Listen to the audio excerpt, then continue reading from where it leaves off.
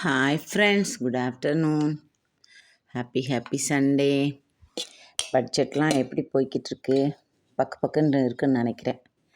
சுட சுட சுட சாதம் இப்போ தான் வச்சுட்டு வந்திருக்கேன்.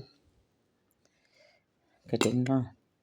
அதுக்கடுத்து புடலங்காய், பச்சை பட்டாணி, அவரைக்காய், அப்புறம் பீன்ஸு, உருளைக்கிழங்கு போட்டு ஒரு கூட்டு இன்னைக்கு.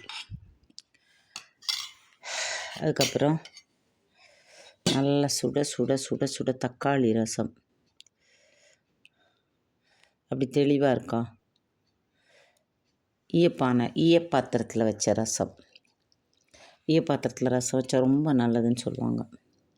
அதனால் ஈயம் பூசின பாத்திரம்னா ஈய செம்பில் வச்ச ரசம்.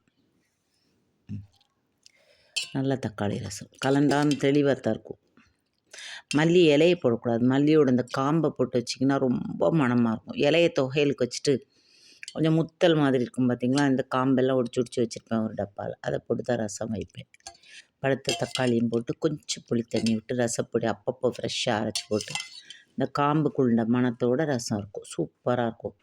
சாப்பிடுங்க, என்ஜாய் பண்ணுங்கள். ரசம் கொஞ்சம் தயிர். பாய்.